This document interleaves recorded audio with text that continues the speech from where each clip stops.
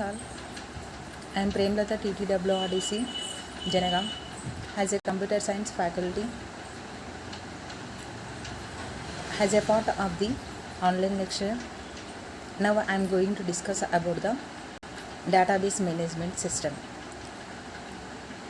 Before explaining about the database management system, we have to know the data, information, metadata and the database. So here data is a collection of raw facts about people, places, things, objects, etc.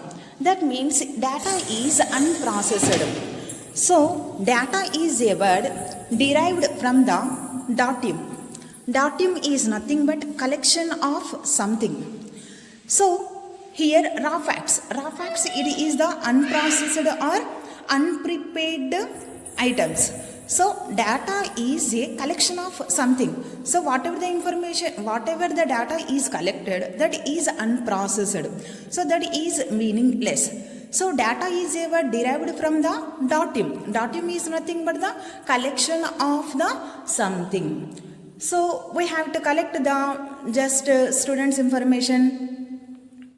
Students information, that means colleges students are there, school students are there. Students is nothing but in all levels of the students can be considered as the students. That is SSC, Inter and the degree, PG and higher level of the education. Whatever we can treated as a student. So that is the data. So data is unprocessed. And next one is the information. Information is processed data. So whatever the data is collected, that can be the processed. Students information we are the collected. So students information is nothing but that is the, just now we are discuss about the information of the students information. That is SSC students, Inter students and the PG students. So number of students are there. So whatever the information can be the collected, that can be the, we have to arrange in a sequence. That means SSC students one side and the Inter students. And next it is the higher level of the education of the students. So whenever the data can be the processed, that means sequence one by one. So that is the meaningful. So meaningful data is called the information. So information is processed and it is useful to the user. So if whenever the information can be the meaningful, so we can take any decision about the information. So data it is not processed. So we cannot take one decision about the data. Whenever the information can be the arranged in a sequence, we have to take any decision about the data. So that is the information. And next one is the metadata. Metadata is nothing but data about the data. So here data about the data is nothing but it includes the entity names and the attributes and the size of the field name, size of the student. So etc. is nothing but the metadata. So metadata is nothing but the data about the data. So for example, whenever we are taken the one table student, so student can be consist of the student number, student name, marks, course name and the campus name, etc. Here student number it is the data type either 3, 2, 1 or etc. So we have to mention the size of the data type and the student name. So name can be written in a text. So that is the length of the text we have to mention, either 20 characters, 30 characters, we have to mention the name of the data type. That means name of the data type is nothing but, here name it is a varchar and the student number it is data type is the number and course name can be considered as a BCom, BSc something MCA or MBA. That is the courses. So courses also it is a text we have written. So course it is a varchar, variable character data type, and the information. Students are there, something there are the student table, student in a student table, something 100 members are there. So 100 members there should have a names and the course name and the campus name. So that is the meaningful. So here metadata is nothing but the data about the data. Data about the data is nothing but the metadata. And next one is DBMS. So here DBMS is nothing but database management system. So DBMS is an interface between set of application programs and the database. So here database it is a software. So here database DBMS is a tool to store and edit and organize data in a database. So what are the features of the DBMS? Store the data in a centralized location, central location. So whatever the data is there, that can be stored in a central location. For example, telephone signals can be the comes in a central location. Whenever the central location can be the fail, the signals can be the not reachable to the all members. So that is stored in a central location. And the star signals, star connection signals, net signals can becomes in a central location. And the next one is allows data to be shared many users. So DBMS it is a software. So by using this software we can share data about the databases. By using the databases we can share the data to the many users. And next one provides user interfaces to work with the data and creates backup. Backup is nothing but whatever the data can be the loss that is getting back from the original data. That is data can be the getting back is nothing but backup. In our computer system and in mobiles we are getting the data backup options are there. So whenever data can be the retrieved, that is the backup. Next one controls who can access and edit the data. So these are the features of the DBMS. Next one is applications of DBMS. So what are the applications of DBMS? That means DBMS where it can be the using, how it can be the works. So railway reservation system, banking, universities and colleges, social media sites, telecommunication and online shopping, human resource management, airline reservation system and library management system. So these are the applications of the DBMS. So first one, railway reservation system. So in railway reservation system, how the database can be the using. So in a railway reservation system, database required to keep records of the ticket booking, trains departure time and the arrival time. Trains departure time and the arrival time and the train booking status. So all is also if trains get late, so whenever the train can be the later, so it can be update the information to the people through the database updates. By using the database, railway reservation system can be updating the information, that is ticket booking and the ticket cancellation and departure time and the arrival time and the late update the information. Next one is the banking information, banking. So how banking can be the use? So we make thousands of transactions through banks daily.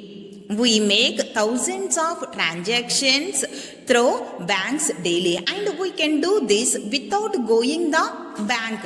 So without going the bank, we can using the transactions, just like Google Pay and the Phone Pay and the Yono app. Whenever the Yono app is installed, total information can be the stored in a Yono app. That means by using the DBMS only, total information can be stored in a app, Yono app. So how banking has become easy, that sitting at home, we can send or get money through bank. We are sitting home and we can send or getting through bank's money. So this all possible just because of the DBMS that manages all banks transactions. And next one is universities and the colleges. So how the universities can be the using DBMS? Examinations are done online today, and the universities and colleges maintain all the records through the DBMS. By using the DBMS only, all colleges can be maintaining the records, and hall tickets can be downloaded by using the online system. Now no one cannot be going the university directly and getting the hall tickets. It can be cited, it can be the websited. So whenever the time can be the allotted, so we are downloading because of the DBMS. Background DBMS only, we are getting the total information about colleges can be maintaining all the records through the DBMS. And the students registration details, result, courses and the grades, all the informations are stored in the DBMS. So in this one of the site is there, www.kuonline.co.in, www.kuonline.ac.in. That means Kakatiya University. KU means. So Kakatiya University, all the information can be stored in a one website. So whatever the information you want, so you can sit in a one place and we can easily access the data. And the next one is credit card transactions. So what are the credit cards and how it can be the using the DBMS? For purchase of the credit cards, all the other transactions are made possible only by the DBMS. So here credit card holder knows the importance of their information, that all are secured through the DBMS. So whatever the credit cards and debit cards and the ATM cards, they should have a security in the form of the PIN number. So that is security can be provided by using the DBMS. Only by using the DBMS only they are providing the security. And the next one is social media sites. So we are all on social media websites to share our views and the connect with our friends. So daily millions of users signed up for the social media accounts like Facebook, Twitter, Google Plus, etc.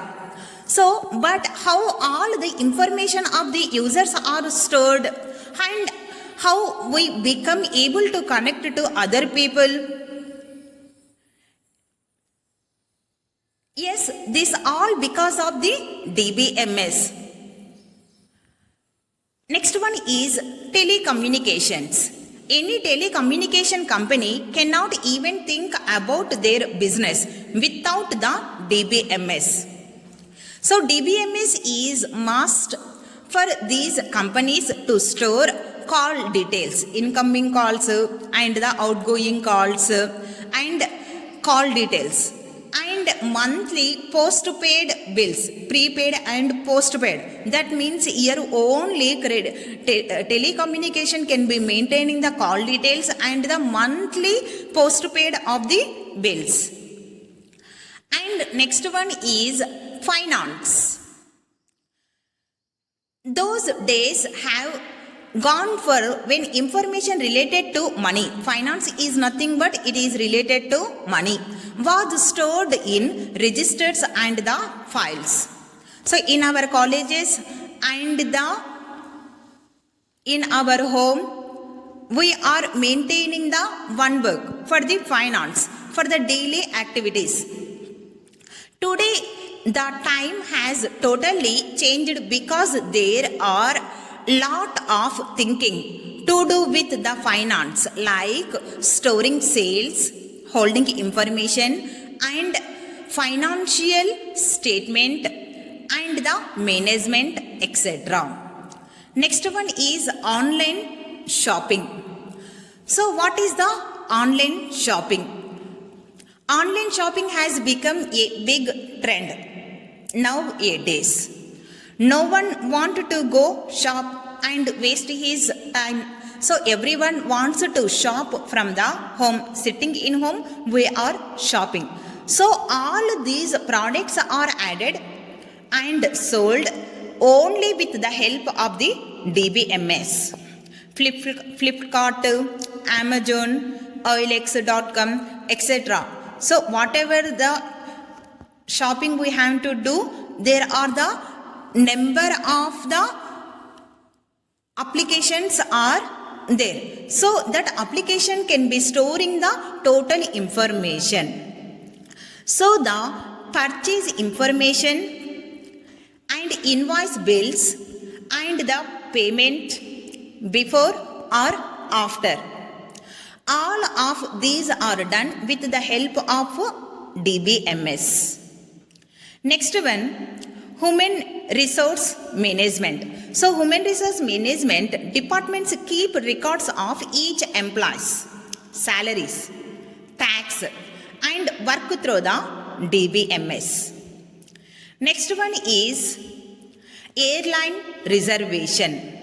Airline reservation, it is same as the railway reservation.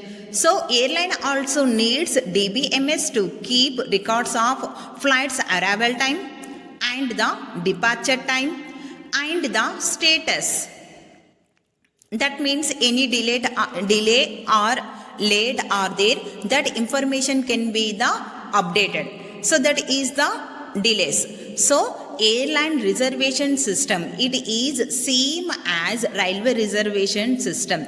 That means DBMS can be keep the records of the flight arrival time, flight arrival and ticket booking, departure time and the delay status. So these are the all information by using the DBMS only possible. Next one is database.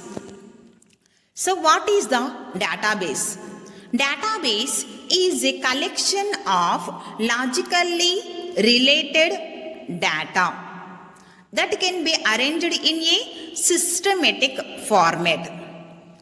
Or we can say that database is a collection of interrelated items or fields or attributes. So simply we can say that database is nothing but a table. Table can be consist of rows and the columns. So in the database, I am taken student database. So student can be consist of the student number or student ID, student name and student marks and the course name or name, whatever you can take. So in this database, student number, it is a primary key, or we can say that it is a key attribute, and student name, marks and the campus name. So these are the non-key attributes. So what are the key attributes and the non-key attributes. I will explain. And here in student table, student number, name, marks, course name or campus name. So these are the items or fields or attributes. Every database can be consist of two types of keys, that is key attribute and the non-key attribute. In a student table, student number, it is a primary key. Primary key can be represented by using the underline symbol. And student name, marks, campus name. So these are the non-key attributes. That means non-key attribute is nothing but it is also known as a secondary key attributes. That means it can be consist of the duplication of information. Student name, it can be the repeated or not. And marks, campus name, something X, Y, Z I am taking. So in this X, Y can be studying in a same campus. So that means duplication of information. So name, marks, campus name. So these are the non-key attribute. What is the key attribute? Key attribute is one which always contains unique information. It does not allow the duplication of information.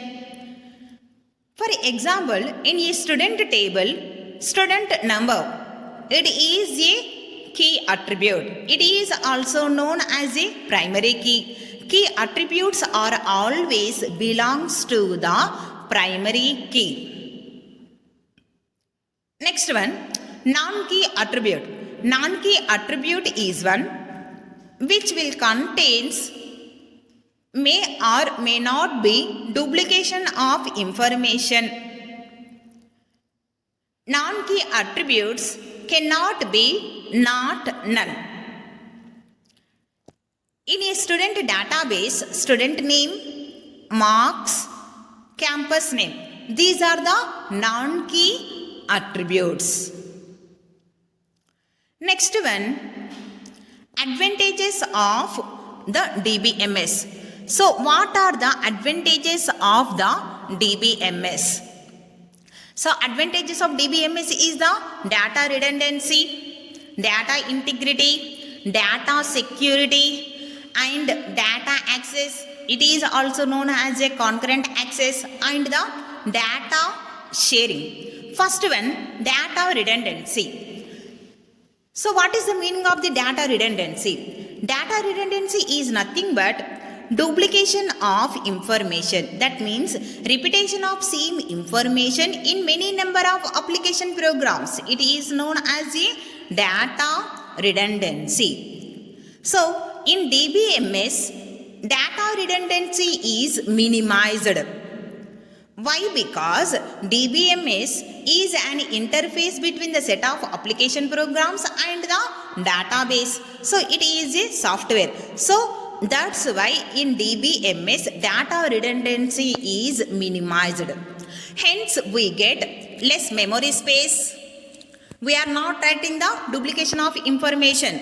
So we want only less memory space and less execution time. It will take execution time also the less. And the more performancy, our performancy can be the increased. Why? Because duplication of information cannot be the allowed. And we get consistent result. That means consistency is nothing but correctness of the data. So whenever duplication of information can be the eliminated, so we will get the less memory space, less execution time, high performancy and the consistent result. So that is the data redundancy. Next one is data integrity. So data integrity is nothing but maintaining correctness of the data. How the data can be the maintaining in a correctness form? So we know the DBMS definition. So database. Database is a collection of logically related data arranged in a systematic format. Systematic format is nothing but it can be consist of rows and the columns. So whenever the rows and columns can be there, so we can be maintaining the data correctly. If we have 100 members, so we have 100 rows and the columns, maintaining the correctness of the data. So in DBMS, data integrity is maintained effectively. How we can be maintained effectively? If we write any program in a DBMS environment, if we write any program in a DBMS environment, if we change the content of one database, then those changes will be reflected back to all the databases. Whenever there is a common information, we can change the one application of the database, it can be reflected back to all the databases. So that is the data integrity. Next one is data security. Here the data security is the one of the important constraints in information technology.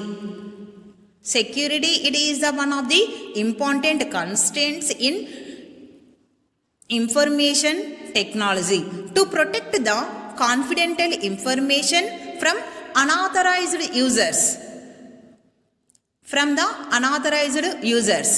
So in DBMS, we store the confidential info. In DBMS, we store the confidential information in the form of username and the password. That means unauthorized person cannot access the confidential information. Whenever we are providing the security in the form of username and the password, so unauthorized persons or users cannot access the confidential information. So since DBMS provides 100% security in the form of username and the password. For example, we are providing the security for our cells, mobile phones and the systems. So that is by using the DBMS only, we are providing the security in the form of username and the password. Why? Because confidential information cannot be accessed to the unauthorized persons. And next one is data access or concurrent access. Here concurrent access is nothing but accessing the data simultaneously. Simultaneously is nothing but one after another. So in DBMS, concurrent access can be achieved effectively. That means data can be arranged in a systematic format. So we can be access the data simultaneously, one after another. So that is a concurrent access. Next one is data sharing. So what is the data sharing? So data sharing is nothing but ability to share the data among the databases.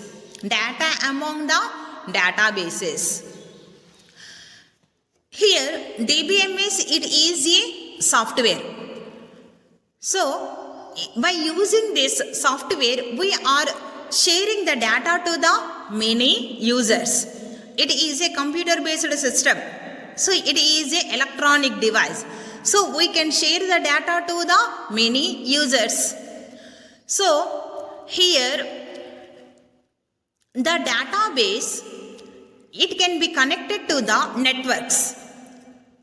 A network is nothing but WhatsApps, Twitter, mails or LANs, local area networks, metropolitan area networks. We have a different types of networks and the Wi-Fi network.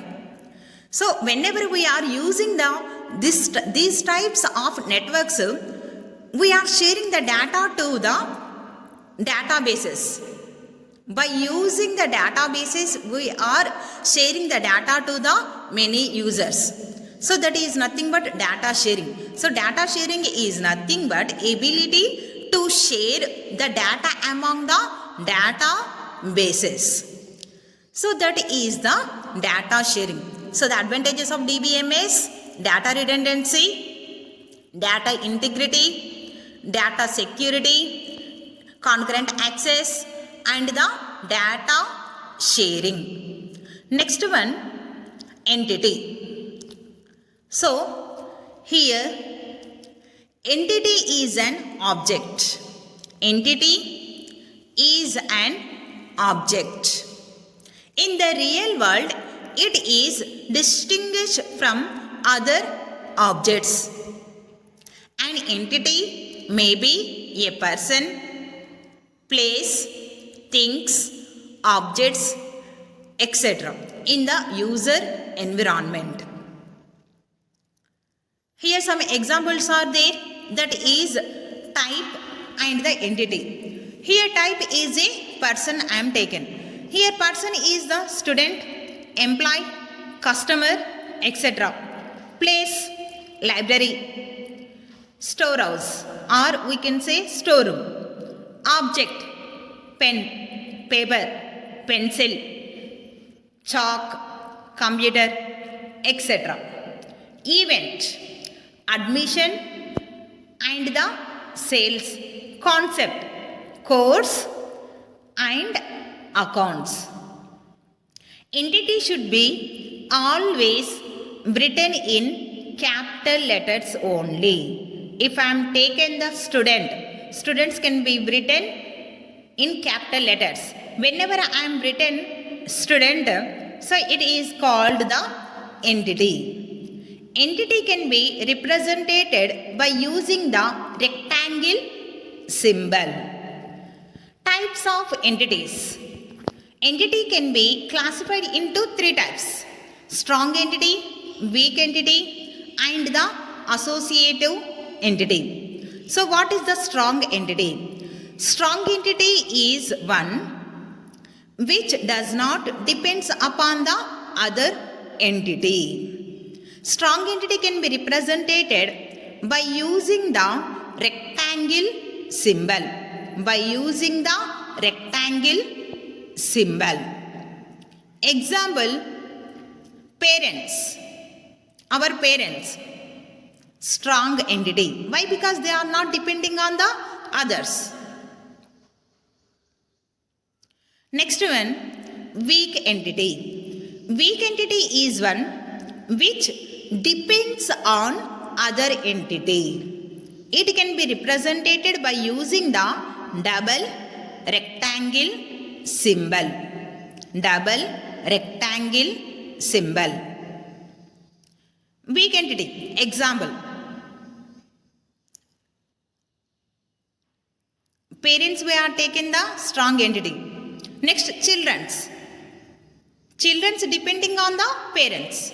So they are depending. So that is the weak entity. Students depends on the lectures.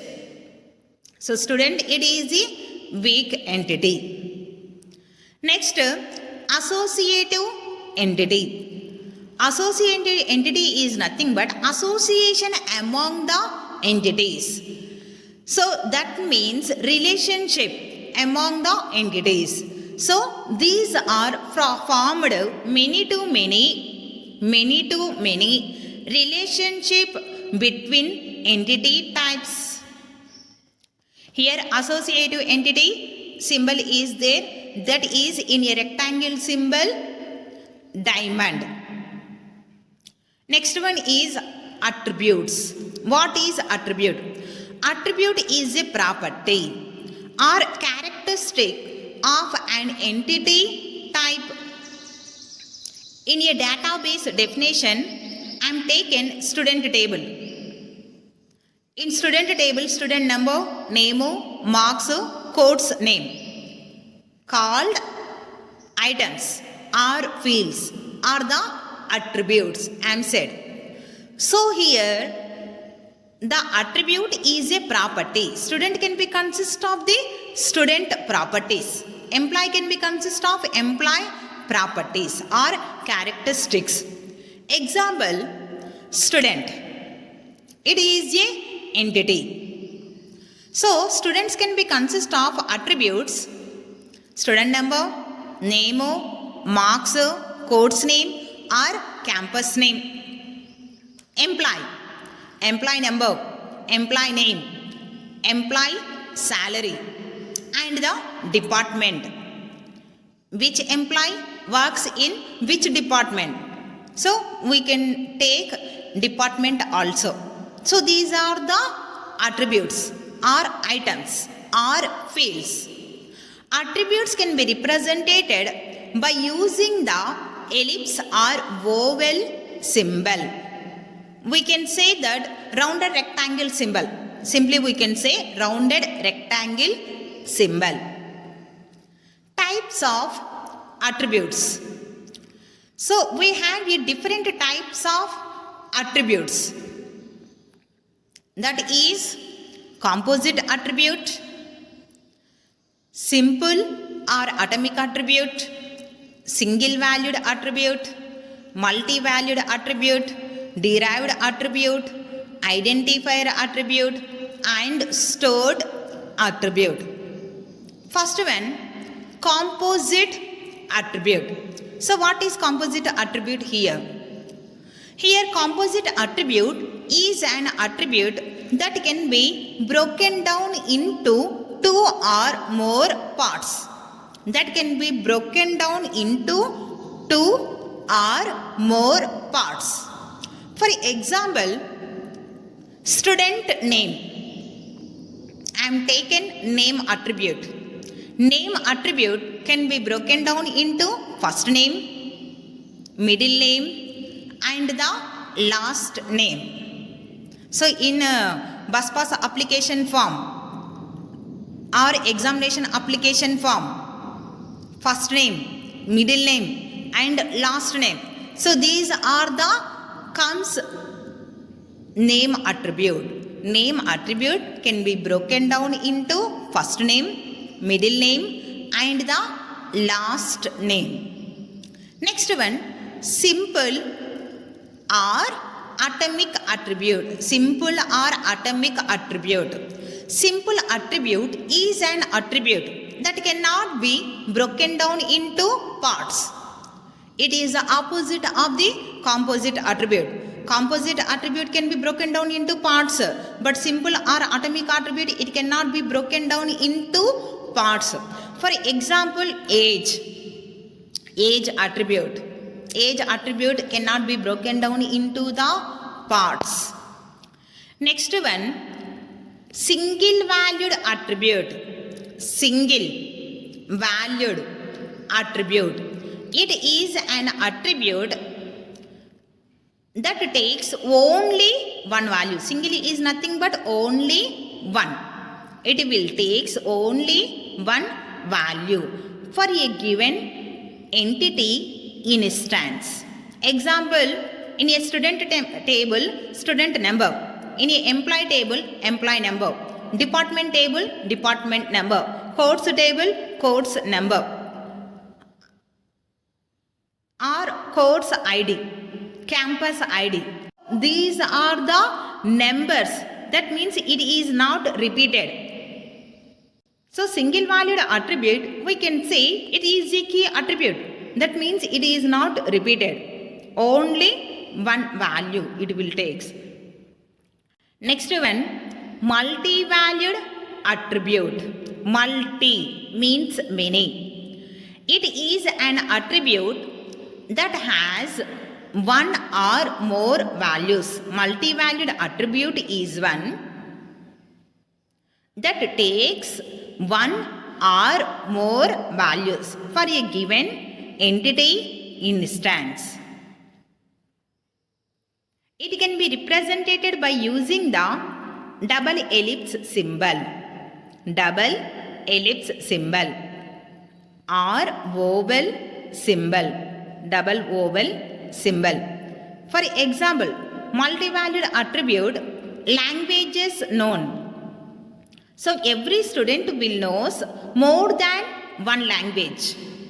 Telugu, English, Urdu, Sanskrit, Tamil, etc. So these are the languages. So every student will knows more than one language.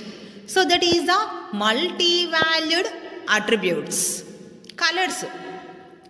We have different types of colors. So that is also multi-valued attributes. Multi-valued colors, multi-valued attributes. Here, languages known. Every student will knows more than one language. Next one, derived attribute. So what is the derived attribute? Derived attribute is an attribute. It can be calculated from the other attributes. It can be calculated from the other attributes. It is represented by using the dashed ellipse symbol, dashed round rectangle symbol. For example, average. Whenever we wanted to calculate average, we have to know the total subject marks. Subject 1, subject 2, subject 3, or mark 1, marks 2, marks 3. If we have 6 papers, so 6 paper marks we have to know. That time only we have to calculate the average. So average can be calculated by using the other attributes. Telugu, Hindi, English, Maths, Science, Social. So these are the other attributes. Calculated by using the average. So we have to calculate the average by using the other attributes. So that is the derived attribute. Next one, identifier attribute. So identifier attribute is an attribute. It is used to identify a row uniquely. In a database, we are taken the student database. In a student database, student number. It is a key attribute.